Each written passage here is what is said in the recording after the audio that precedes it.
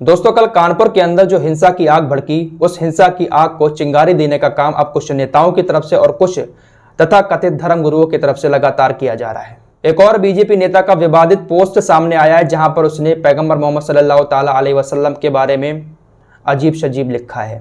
देखिए, फिर सवाल यही खड़ा होता है कि हिंसा में शामिल लोगों के ऊपर तो कार्रवाई हो जाएगी और होना भी चाहिए, लेकिन क्या ऐसे लोगों के ऊपर कोई कार्रवाई होगी जो लगातार उकसाते हैं और लोगों को हिंसा करने पर मजबूर करते हैं? सबसे बड़े जिम्मेदार तो हिंसा के ऐसे लोग हैं। नेता लोगों की तरफ से इस तरीके की विवादित बातें कर दी जाती हैं और इसका अंजाम आम जनता को भुगतना पड़ता है। अब जो लोग हिंसा में शामिल थे, उनके साथ क्या कुछ नहीं होगा, ये आप अच्छे से जानते हैं। सरकार ने सख्त आदेश दे दिए हैं कि छोड़ा नहीं जाएगा, बुलडोजर चलेगा, रासुका लगेगी और साथ ही साथ संपत्ति भी जब्त की जा सकती है। यानी एक तरीके से रोड पर आ जाएंगे ये लोग जो लोग हिंसा में शामिल थे। रिपोर्ट में आगे बढ़ने से पहले अपने चैनल के माध्यम से यही अपील करूंगा कि भैया हिंसा का सहारा ना लें, सोशल मीडिया पर कोई भी विवादित पोस्ट ना करें किसी के बहकावे में आकर। हिंसा से आज तक किसी भी मामले का हल निकला ही नहीं है, बल्कि हिंसा करने के बाद आप उल्टे फंस जाते हो। फिलहाल कुछ नेताओं की तरफ से बयान आ रहे हैं, वो आपको दिखाऊंगा। साथ ही साथ एक और बीजेपी नेता ने जो विवादित पोस्ट किया है वो दिखाऊंगा। और बरेली शरीफ से भी ऐलान कर दिया गया है कि अगले जुमे को 10 जून 2022 को इसी तरीके से एक प्रोटेस्ट किया जाएगा बरेली शरीफ के अंदर भी, जिसको लेकर हाई अलर्ट पर आ गई है पुलिस। योगी आदित्यनाथ ने भी बरेली को लेकर खासकर प्रशासन को निर्देश दे दिए हैं कि अलर्ट पर हो जाएं, सख्त निगाह रखें, कहीं पर भी कानपुर जैसा माहौल ना बिगड़े बरेली के अंदर। कानपुर हिंसा मामले में 3 FIR दर्ज हुई हैं, 35 लोगों को गिरफ्तार कर चुकी है पुलिस और 1000 अज्ञात लोगों के खिलाफ केस भी दर्ज कर लिया है। देर रात तक जिन लोगों को चिन्हित किया गया था उनके घर दबिश देकर गिरफ्तार करने की कोशिश की गई और अभी भी लगातार धरपकड़ जारी है। पुलिस का कहना है कि जल्द ही सभी लोगों को पकड़ लिया जाएगा। कानपुर हिंसा का मास्टरमाइंड जफर हाशमी को बताया जा रहा है। ये जफर हाशमी MMA जोहर फैंस एसोसिएशन के अध्यक्ष हैं। हयात जफर हाशमी इनका नाम है। इन्हीं को इस हिंसा का मास्टरमाइंड बताया जा रहा है और कहा जा रहा है कि 9 दिनों से ये हिंसा की साजिश रच रहा था। किस तरीके से रच रहा था ये भी आपको एक झलक दिखा देता हूं। 26 मई को नुपुर शर्मा की तरफ से पैगंबर मोहम्मद सल्लल्लाहु ताला अलैहि वसल्लम को लेकर विवादित टिप्पणी की गई। 27 मई को इसी हयात जफर ने, जिसको मास्टरमाइंड बताया जा रहा है, बंद का ऐलान कर दिया और 27 मई को ही नुपुर के बयान पर कानपुर में पोस्टर लगवाए। 28 मई को हयात ने 3 मई को जेल भरो आंदोलन का आह्वान किया। 29 मई को मुस्लिम इलाके में हजारों लोगों ने हयात को समर्थन दिया। 30 मई को हयात ने मुस्लिम समुदाय के लोगों के साथ बैठक की।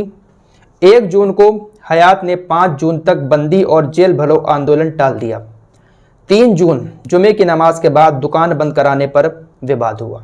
तो इस हयात जफर को ही इस पूरी हिंसा का मास्टरमाइंड बताया जा रहा है।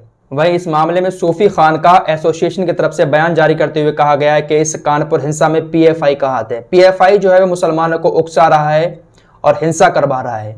इसकी सही तरीके से जांच होनी चाहिए। ये एक षड्यंत्र है PFI की तरफ से रचा गया। भारतीय जनता पार्टी की प्रवक्ता नुपुर शर्मा को उकसा करके PFI के तस्लीम रहमानी के द्वारा बयान दिलवाना।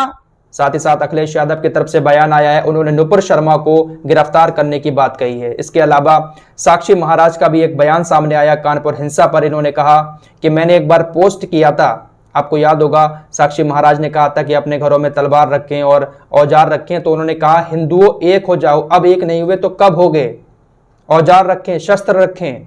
इस तरीके की बात उन्होंने उस टाइम कही थी। उन्होंने कहा कि एक बार फिर से कहता हूं, ये खबर आपकी स्क्रीन पर है, जी न्यूज़ का पूरा बयान आपके सामने है। साक्षी महाराज ने एक बार फिर से इस तरीके की बात कही है। तो लगातार नेताओं की तरफ से ऐसे बयान आ रहे हैं, जिसकी वजह से थोड़ा मामला और ज्यादा बढ़ जाता है। अब देखिए, एक और बीजेपी के नेता हैं नवीन कुमार जिंदल।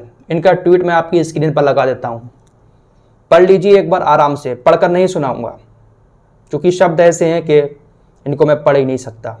आराम से आप लोग स्क्रीन पर जो ट्वीट है उसको पढ़ें, एक बार थोड़ा सा रुक कर आराम से पढ़ें। आप लोगों ने ये ट्वीट पढ़ा, क्या एक नेता को इस तरीके का ट्वीट करना शोभा देता है? क्या ये खुले तौर पर एक समुदाय के लोगों की भावनाओं को ठेस पहुंचाना नहीं है?